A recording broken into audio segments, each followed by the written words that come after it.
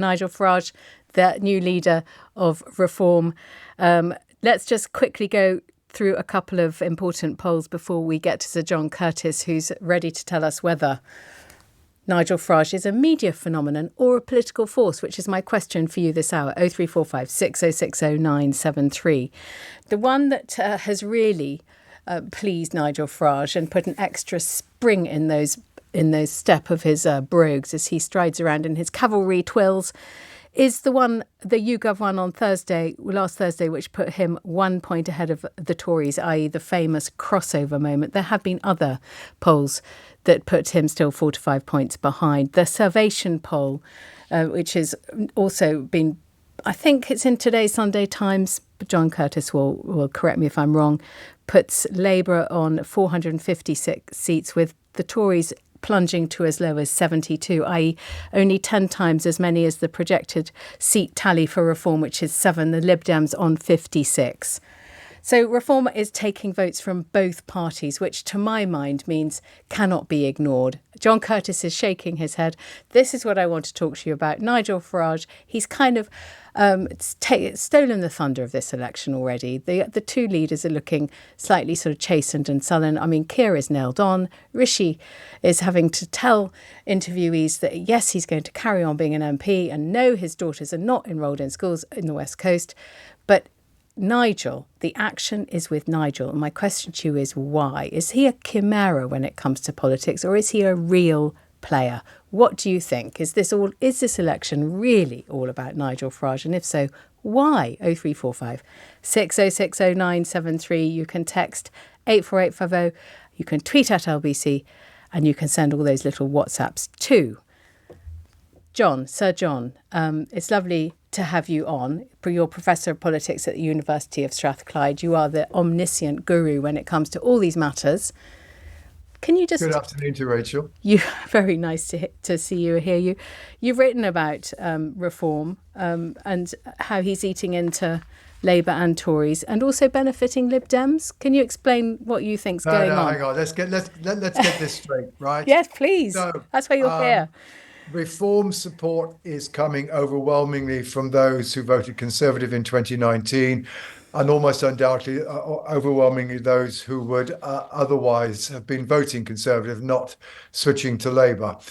So if you take all of the polls in the last week or so, there's about 10 or 11 of them, just over a quarter of 2019 Conservative voters are now saying they're going to vote for Reform. That number has kept on going up, particularly during the course of the last 2 weeks. In Labour's case, you're talking about little more than handfuls. It's about 4% or so of 2019 Labour voters switching to Reform. It's true that Labour's support is down, not quite so during the course of the campaign, not so quite so much as the Conservatives. But I think the challenge that's coming to them is partly from the Liberal Democrats, whose support is up by a couple of points, and the Greens, whose nationwide vote at least is holding up. They're also not quite picking up 1 in 10 2019 Labour voters, but not far short of that. So there are two sets of competition going on between the two largest parties and various sets of the smaller parties. Okay, so the Reform Party is eating the Tories' lunch. It's nibbling away at Labour's, but because they're overwhelming. Yeah. They're overwhelmingly people who voted Leave, and people who voted Leave in 2016 are overwhelmingly former Tory Conservative voters. Labour Party have not been particularly successful in picking up Leave voters during the course of the last 5 years, despite Keir Starmer's best endeavours.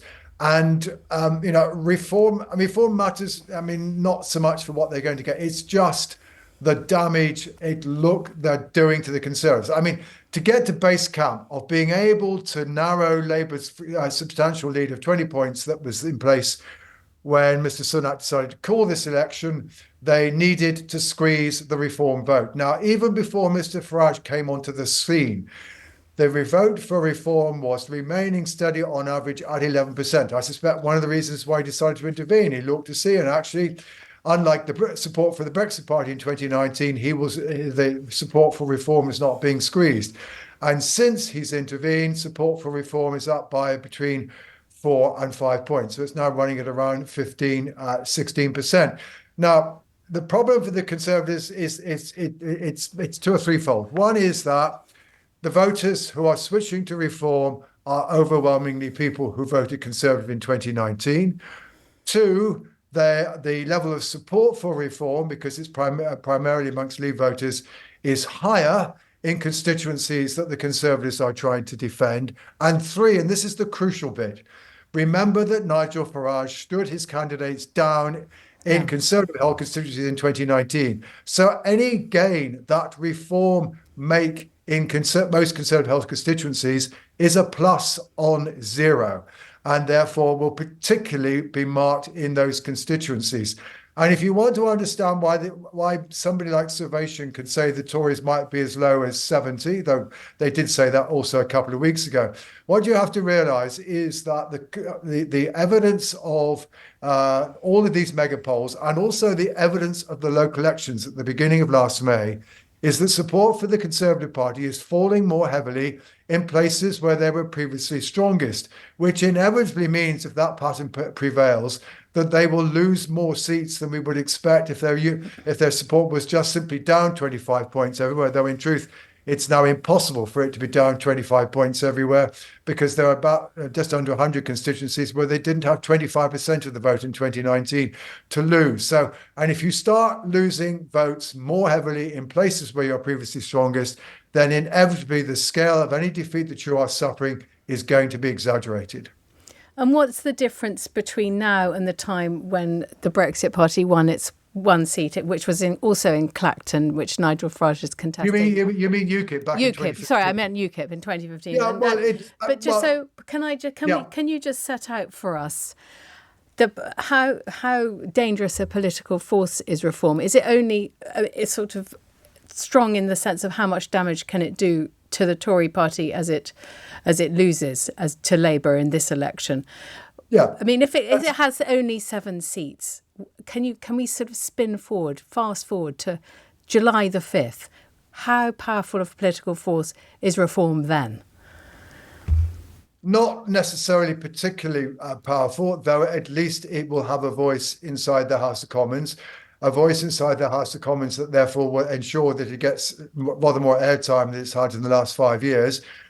And if the worst forecast for the Conservatives come into play, it will be a House of Commons that's dominated by the Labour Party, where the Conservative Party is much weakened, probably engaging in quite serious fratricidal warfare. And presumably Nigel Farage might conclude that the first phase of what he's trying to achieve, which he's been open about for a very long time, which is to try to replace the Conservative Party as the principal party of the right in the UK, that he's achieved phase 1 of that project. Now, of course, that doesn't mean to say that phase 2, which is to replace the Conservatives, will necessarily happen, but it will certainly mean that he's got to a position where that project is at least potentially still alive.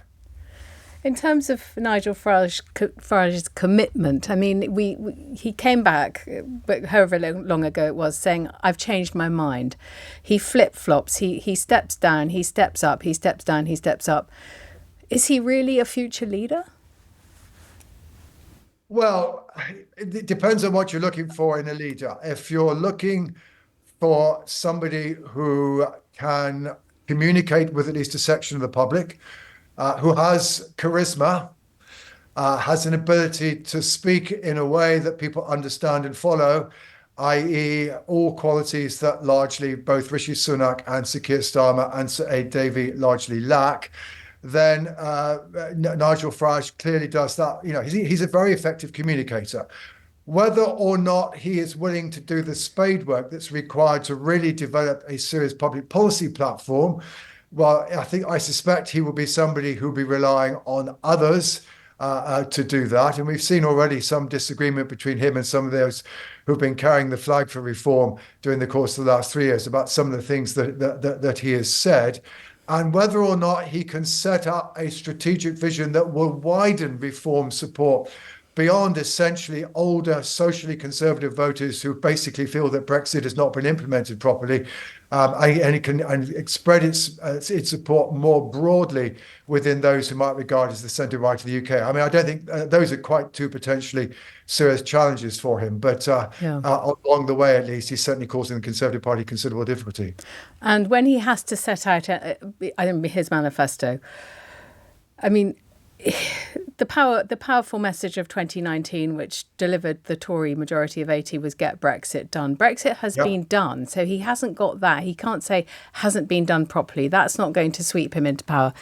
It's obviously. Rachel, I think you seriously underestimate the extent to which many of those people who voted Leave in 2016 are seriously disappointed by how Brexit has turned out, not least, of course, with respect to immigration. I mean, very few Leave voters voted for an immigration policy. I was going to say than the one beforehand. Exactly what I was about to say, but you're here to tell us your views and your expertise. And so his one word policy has gone down from 3 words to 1 is immigration, isn't it? This is his platform.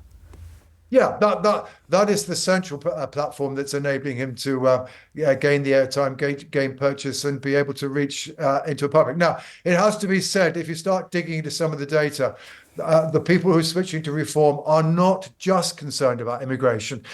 They go to reform if immigration is one of their concerns. The other issue that, frankly, is an issue that's troubling the Conservative Party more broadly, that reform voters are also worried about, is the state of the National Health Service.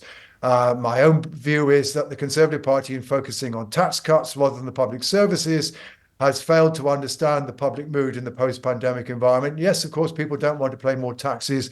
But to be honest, at the moment, a greater concern seems to be the fact that they're not quite sure how quickly they will be dealt with by the health service if they should find themselves with a serious illness.